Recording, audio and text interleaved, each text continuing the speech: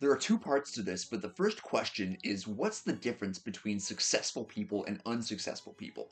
I mean, there are plenty of differences, but what's the main difference? The main difference is that successful people do the kinds of things that unsuccessful people don't like to do. But the second question is what is it that successful people don't like to do? The answer, of course, is that it's the exact same stuff that successful people don't like to do either, but they do it anyway. It's as simple yet as difficult as that.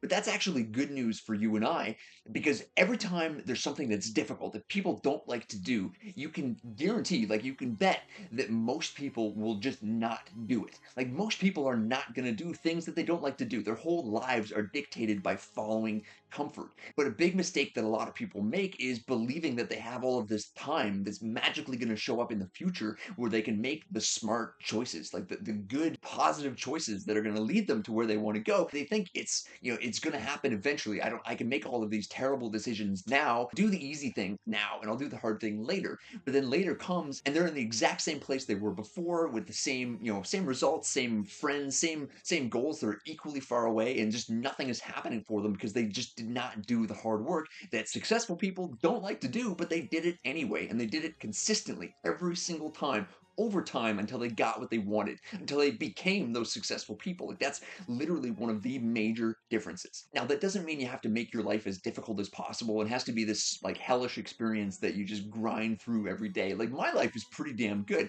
All I do is, read books and talk about them all day on the internet. Like my life is pretty damn good.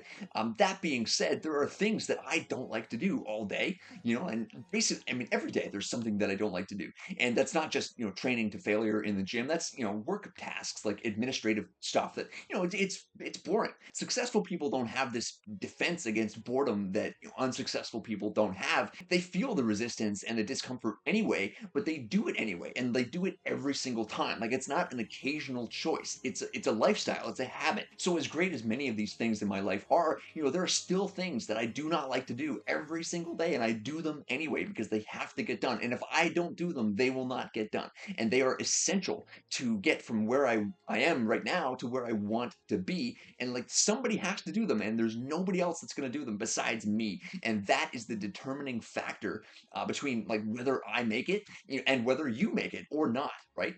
And the way I've done this is set up accountability partners, and I have a ton of accountability in my life already. Either people, coaches that I pay, and groups that I'm a part of. One that I started, by the way, it's called the Competitive Advantage. So if you're a creator, I definitely recommend you join something like that. And it doesn't have to be my group, but it does have to be something, because that accountability is really what's going to make a big difference too.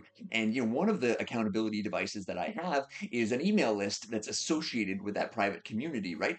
And I have not too many people on that email list. My main one, it's called the Reading Life, where people get all my best book recommendations. I've got about 4,400 people on there, but this other email list is separate, and it's called the Competitive Advantage newsletter, right? Same as the private community.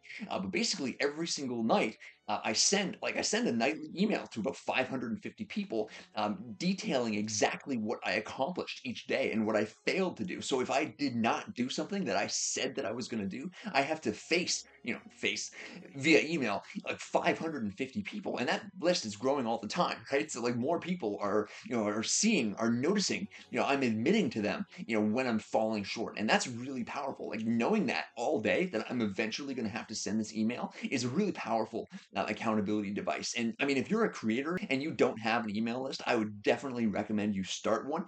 And it doesn't have to be like a daily thing that you use for accountability, but it wouldn't be the worst idea. Like even if you send yours out maybe once a week, have a section of your newsletter where you keep yourself accountable to the subscribers of your newsletter, and have them see exactly what you're doing like each and every week, maybe even each day, to get to where you say you want to go. And that can be incredibly powerful. And I mentioned a book recommendation a little while back, and I've got tons, obviously. But one in particular is called Psycho-Cybernetics by Dr. Maxwell Maltz. And it came out in the 60s, I believe, 59 or 62, like somewhere around there.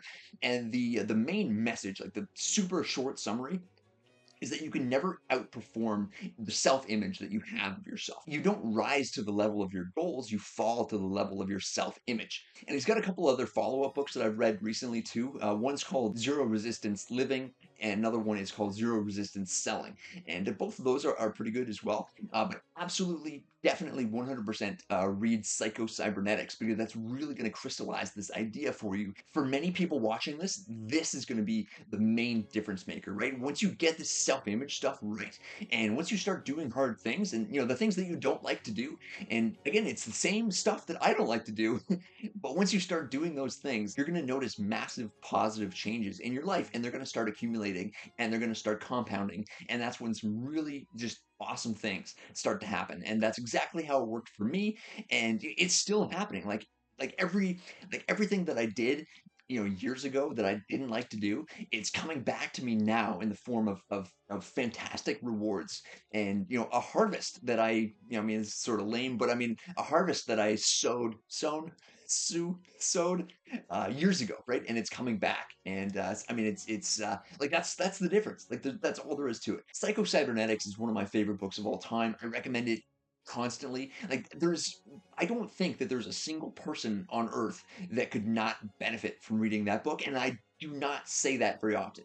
It is very rare that you will come across a book that's for everybody, and this comes real like astonishingly close. Like it's almost literally for everybody. So I hope this was helpful for you. I've got a ton more book recommendations down in the video description, but I also take notes on every single book that I read. I think that's just a good practice. What I've done is recorded a very short masterclass. It explains my entire note-taking system that I've used to read and take notes on more than 1,300 books over the last 10 years, and that's all included in this video right here. And so if that's of interest, you can watch that right now. But thanks for watching this video, and always remember, bookmarks are for quitters. FaceTime, go I make time. All these people wanna hate, fine, I'ma make mine. While you sitting there complaining, I'll be training. While you sitting there just waiting, I'm creating. Yeah, sometimes I think that I'm unstoppable.